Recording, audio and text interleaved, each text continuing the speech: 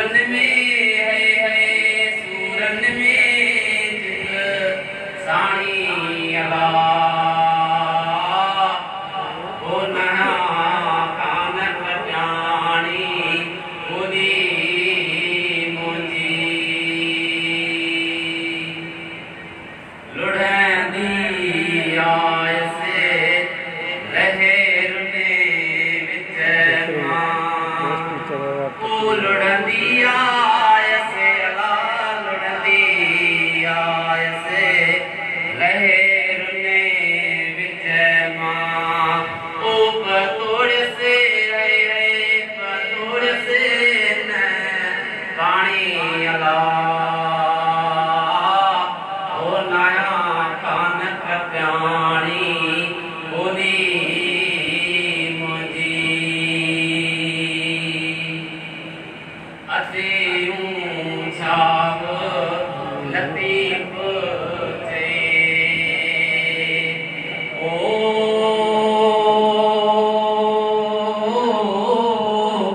अते छाव लाट जो खोट लतीफ थे मुसा सैयद दीन में है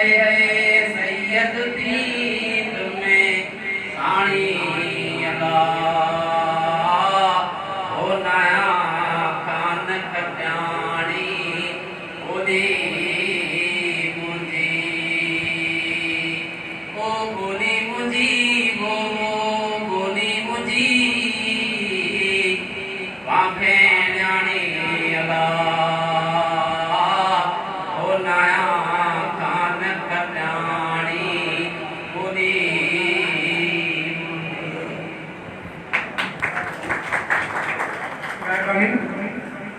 सिंध एजुकेशनल फोरम खेरपुर के चेयरमैन ज़हीर अहमद लाड़क के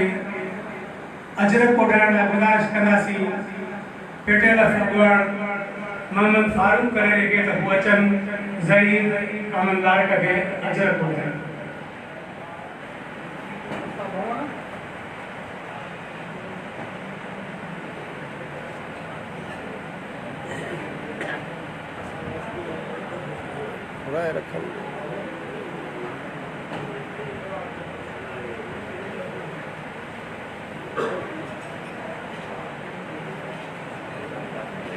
सिंध एजुकेशन फोरम जो चेयरमैन ज़हीर अहमद लाड़क स्टेज ते वेठल महिमाननि में मिली रहियो आहे अजरक उॾाइण लाइ सिंध एजुकेशनल फोरम के general secretary advocate Tariq Ahmed Maisar की गुज़ारिश आहे त हू अचनि उन्हनि खे अजरक जो तोहफ़ो पेश कंदो साईं ज़मान अली शाह पेटियल ज़िलो खैरपुर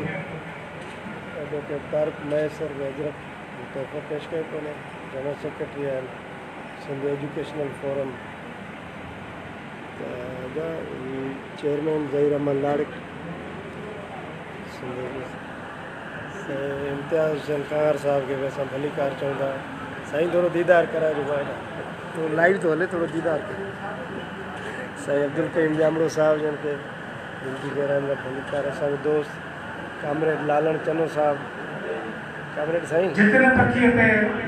जितने पखी पे तित चिमके बारड़ी ॿियो बारींदो केर कावड़ की घेरड़ी है ही जो मंडल बचायो आहे उनमें उन सां सहकारी आहे सिंध एजुकेशनल फोरम और ये सॼो खपो जेको पियो आहे उहो वेठियल पेरियर तालुका गंबड़ जे सदर सैयद फयाज़ हुसैन लाइ गुज़ारिश आहे त हू अचनि महिमाननि खे भले कार चवनि सैयद फयाज़ हुसैन जी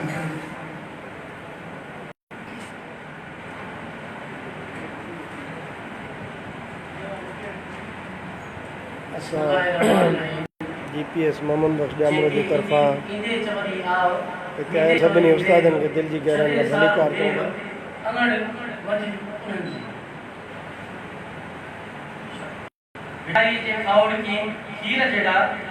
जदीद किरदार Sain Haji Mohammad Purdo director primary education Sukkur Sain Mohammad Hafeez Darban DO secondary Khairpur Sain Ayaz Hussain Wassar DO primary Khairpur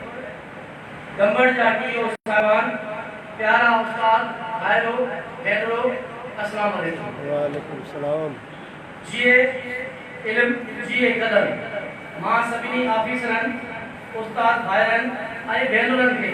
समुंड जहिड़ी सिज ऐं आसमान जहिड़ी उमीद वचां भली का चवां थो, जिन पंहिंजी मसरूफ़ ज़िंदगीअ मां वक़्तु कढी बहितरीन बनता माणींदड़ वारे हिन मंडल में अची असांजो अंगण उजारे मान मथां कयो। असीं पंहिंजे अलफ़ को गंगड़ ऐं सिंध एजुकेशन फोरम खैरपुर पारां सभिनी जा थोरा मञींदे अॻिते सहकार जी उमेद रखूं था। आख़िर में मां हिकिड़ी ॻाल्हि कंदुसि, जेको स्कूलनि जे हवाले सां तक़रीबन जेको ॿाराड़ी में मसइलो आहे उहो तमामु घणो आहे। मुंहिंजे बीट में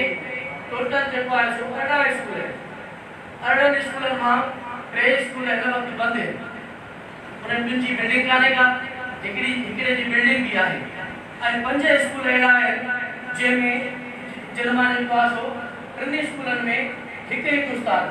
ऐं उन्हनि जी इनरोलमेंट 250 ॿार आहे ऐं ॿ स्कूल अहिड़ा आहिनि जंहिंमें रेडर आहे ऐं खाए आहे। उन में तक़रीबन 300 ॿार आहिनि रेगुलर ऐं 2 उस्ताद कमु था। खलीलाबाद जो हेडमास्टर वेठो आहे हिते, उहो ॿ दफ़ा एप्लीकेशन बि खणी आयो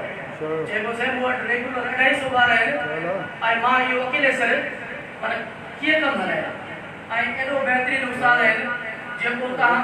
स्कूल टाइम खां अधु कलाक तव्हांखे अॻु में मिलंदा ऐं अधु कलाक तव्हांखे स्कूल टाइम खां पोइ जेकॾहिं उहो वर्क पूरो न थींदो आहे अधु कलाक हुनो उहो ॿारनि खे ॾेई कोन निकिरंदा आहिनि। सो इन हवाले सां अॼु असांजा बाला ऑफिसर साहिब वेठा आहिनि। इहा त मां हिकिड़ी बीट जो ॻाल्हि कई, बाक़ी इहो ॿाराड़ीअ में तक़रीबन अहिड़ो मसइलो आहे। असांजा टीओ साहिब बि वेठा आहिनि, असांजा बाला ऑफिसर वेठा आहिनि। इन मसइले खे जेको आहे सो जेकॾहिं नज़र रखी ऐं हल कयो वेंदो त तव्हांजी महिरबानी थींदी। आख़िर में सदाई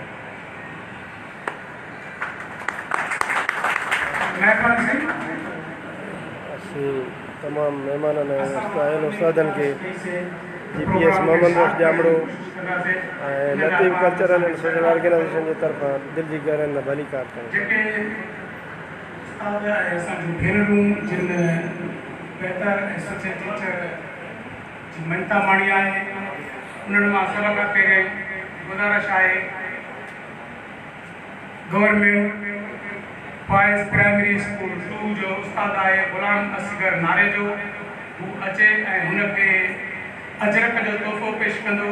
साईं फयाज़ अहमद सरदो ऐं खेसि एवॉर्ड ॾींदो एजुकेशनल फोरम खैरपुर जो ज़हीर अहमद नारे।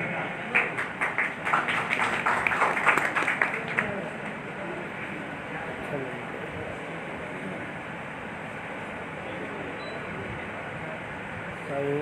ग़ुलाम असगर नारे जो खे एवॉर्ड मिली रहियो आहे। बेस्ट टीचर एवॉर्ड तक़रीब में एवॉर्ड ॾेई रहियो आहे सिंध एजुकेशनल फोरम जो चेयरमैन ज़हीर अहमद लाड़िक। उस्ताद ग़ुलाम असगर खे मुबारकूं GPS मोहम्मद बख्श जामड़ो जे तरफ़ां ऐं Latif cultural and social organisation Gambat जे तरफ़ां। Government boys primary school Khalilabad जो उस्ताद आहे वज़ीर अली नारे जो, उनखे अजर कोटाईंदा हिन स्कूल जा उस्ताद माजिद अली ऐं शील्ड पेश कंदा साईं फयाज़ हुसैन शाह। वज़ीर अली नारे जो गुज़ारिश आहे त उहो अचनि खलीलाबाद जो। उस्ताद वज़ीर अली नारे जो खे मुबारकूं एवॉर्ड मिलण जो। हीउ उस्ताद आहे वन टीचर 250 ॿार बि आहिनि ऐं हिन उस्ताद सां ॻोठाणनि जो सहकार बि घटि रहियो। तंहिं हूंदे बि हिन स्कूल खे न छॾियो ऐं हुन स्कूल सां निभाईंदो थो अचे।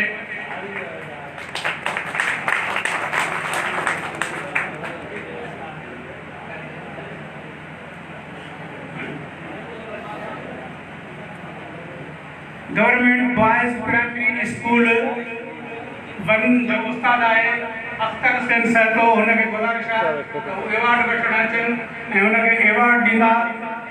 सिंध एजुकेशनल फोरम जा जनरल सेक्रेटरी तारिक मैसर ऐं खेसि अजरक उॾाईंदो हिन स्कूल जो उस्ताद अब्दुल समी शेख।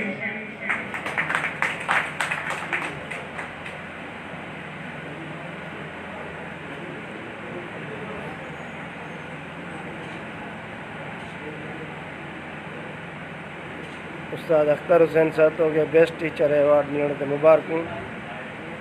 आयल सभिनी दोस्तन के, उस्ताद साहबान के, मेहमान साहबान के दिल जी गहरनि सां भली कार।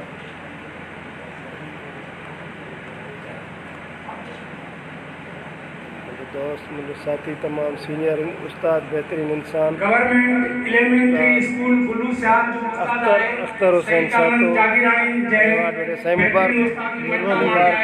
अचे उनके अवार्ड ॾींदा साईं मोहम्मद मुश्क रतन साहब गवर्नमेंट हाई स्कूल पीर ईसा जा हेडमास्टर आहिनि। उस्ताद खे उन मुबारक। स्कूल में एतिरो नालो कमायो आहे जो उन डिवीज़न ऐं ज़िला फतह कया आहिनि तक़रीरुनि जे मुक़ाबले में। ऐं इनखे अजरक कोठाइण जे लाइ हिन स्कूल जे उस्ताद अब्दुल गनी महर सर खे गुज़ारिश कंदासीं त उहे अचनि ऐं साईं खे अजरक कोठाइनि।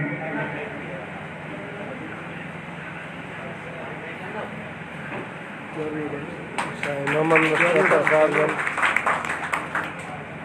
बाबा ज़हीर पानी ॾिजां बाबा। पेटियल ऑफ गंबट ऐं सिंध एजुकेशनल फोरम खैरपुर जे सहकार सां मूंसे ॾिठा साल के मां गंबट जिनी ॾिठो पिरीअ खे करे न सघां का उन्हनि संधी ॻाल्हि भिटाई जे हिन सिटुनि सां भिटाई जे सिटुनि जहिड़े खावड़ी किरदार साईं अयाज़ हुसैन महर सर खे गुज़ारिश आहे त हू अचनि ऐं हिन अॼोकी मंटा मारण वारी तकलीफ़ जे हवाले सां पंहिंजा वीचार वंडनि। साईं अयाज़ हुसैन महर सर डीओ प्राइमरी। मोहतरम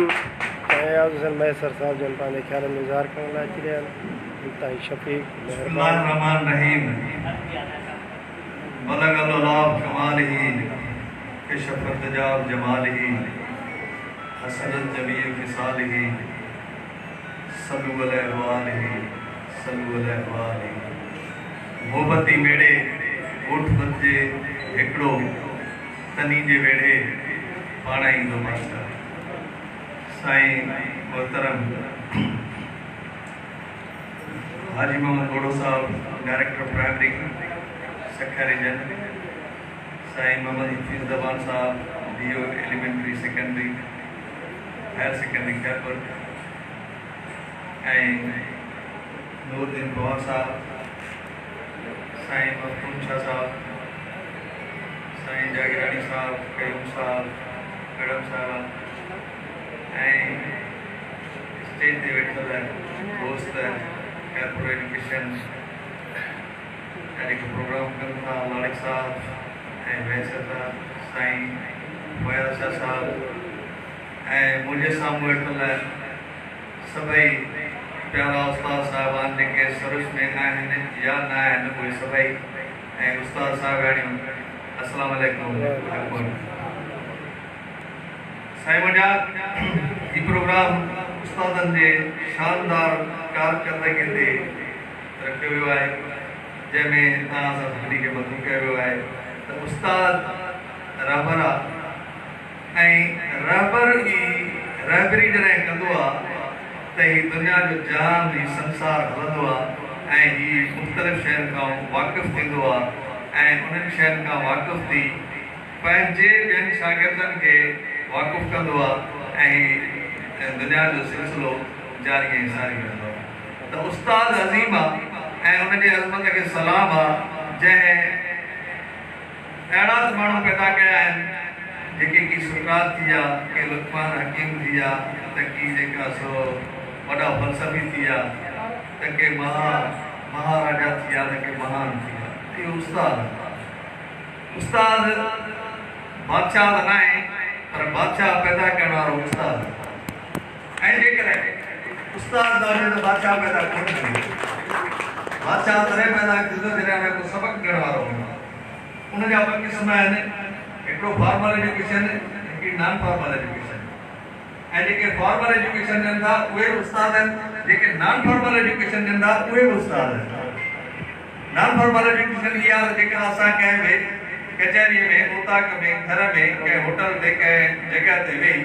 ऐं कंहिंखे बि को नुक़्ता नज़र सम्झायूं था, इहा नॉन फॉर्मल एजुकेशन। ऐं इहा उहा तालीम आहे जेका न विसरण वारी तालीम आहे। त असां न विसरण वारी तालीम में ॾींदा आहियूं, असां फॉर्मल वे में तालीम ॾींदा आहियूं ऐं ॿई तालीम जो जेको मुबारक आहे उहो उस्ताद ई आहे ऐं उस्ताद हिकु वॾी तारीख़ आहे ऐं हिन तारीख़ खे असांखे सलाम तव्हां सभिनी महिरबानी थैंक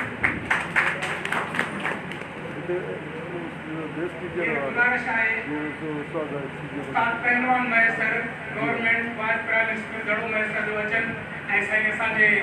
मोहतरम साईं अयाज हुसैन मैसर खां शीट वसूल कनि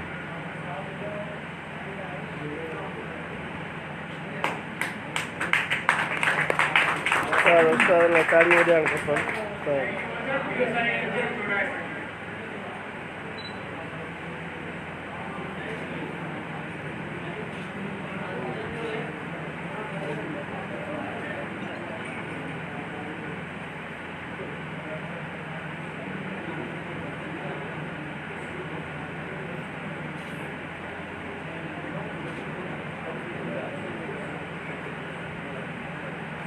government boys primary school Juneja जो उस्ताद आहे ज़ुल्फ़कार अली जुनेजो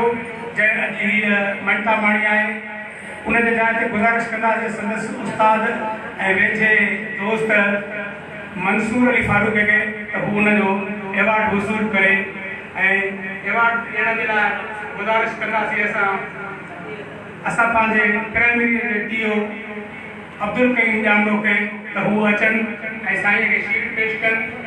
ऐं बशरत नाल जो गुज़ारिश आहे त साईं खे अजर ॿुधाए मोहतरम साईं अब्दुल कईम ॼामड़ो एवॉर्ड ॾियण लाइ स्टेज ते पहुची आहे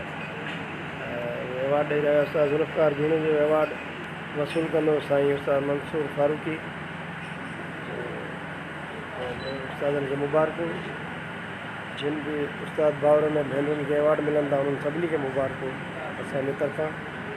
GPS मोहम्मद बख्श ॼामड़ो गंबक ऐं Latif cultural and social government boys primary school Khoda number 2 जो उस्ताद अब्दुल गनी शेख खे गुज़ारिश आहे त हू अचनि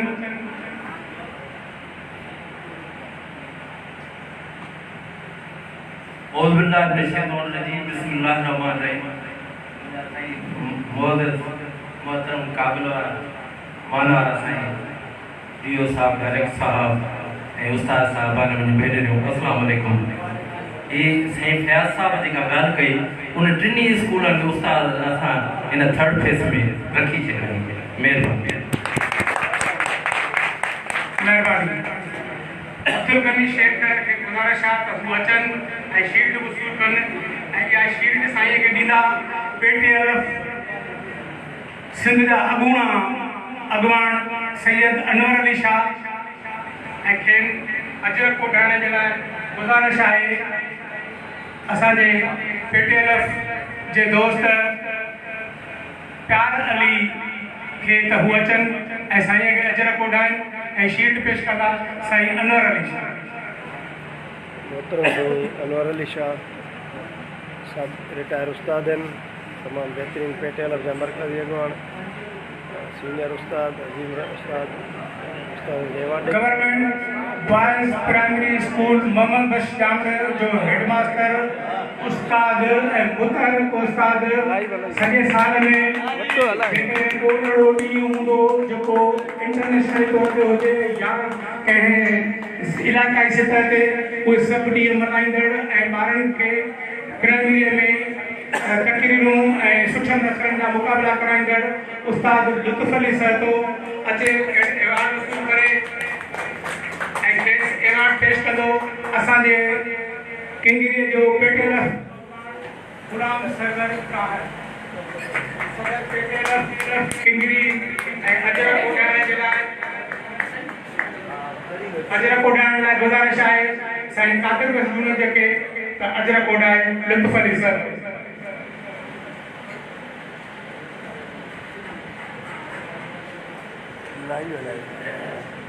उस्ताद लुत्फ़ भाई कहिड़ी आहे मोबाइल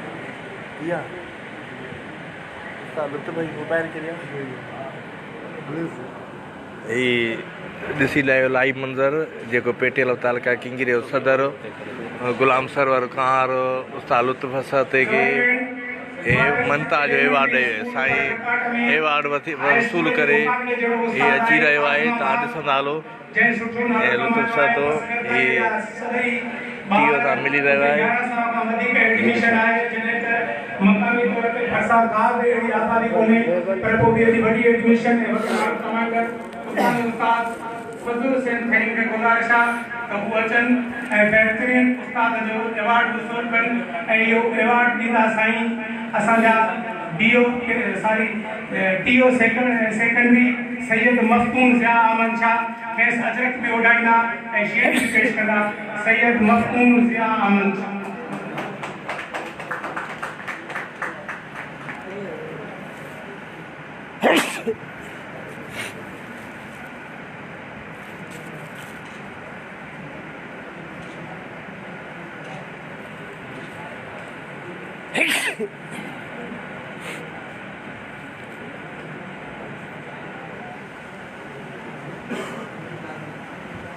नूरदीन कौर खे गुज़ारिश आहे त तकलीफ़ करे अचे ॿ लफ़्ज़ ॻाल्हाए ऐं एवॉर्ड बि हुनखे ॾे पोइ खेसि वेहण जे लाइ चवंदासीं। थोरो जो खेसि तकलीफ़ ईंदी पर जेकॾहिं तकलीफ़ महसूसु करे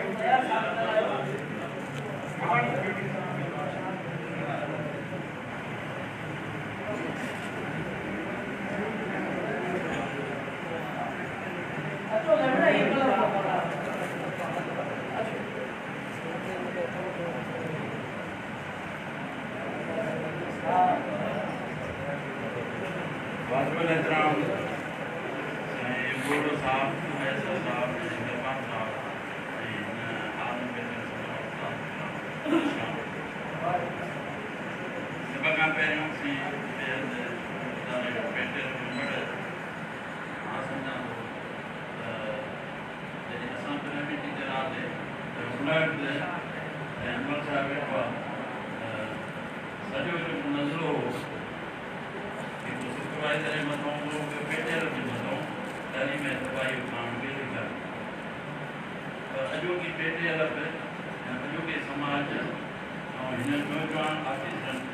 साबित करे रहियो आहे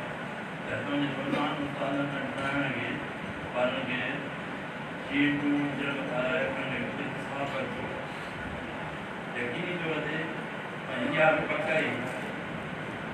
अॼु तरक़ी अंदरि जेको एजुकेशन जो मोहताज बुलंद थियो आहे बाबा सूरत सोसाइटी जे माण्हू टका ऐं अॻिते बि हिन सूरत आबूदनि वेंदा सम्झूं ऐं समाज में वेंदा सम्झूं सहकारी तौर कमु कंदा रहंदा छाकाणि त जेका पुराणो खानदानूं ॼण ख़तमु इन खां ॿी वेंदा नौजवान उस्तादनि खे सम्झे थी छाकाणि हिन वक़्तु जेके ॿी ओल्ड ऐं पढ़ाइण वारा नौजवान आया मां त उन्हनि जो बि जेको किरदारु रहियो आहे मुकमल तौर ते पॉज़िटिव रहियो आहे सॼी मुखाइण जी सोचे कोन वेठी आहे उन्हनि ऐं इहा बि असीं उन्हनि में उमेदवार सम्झूं असांजूं गाऊं उन्हनि में थैंक यू।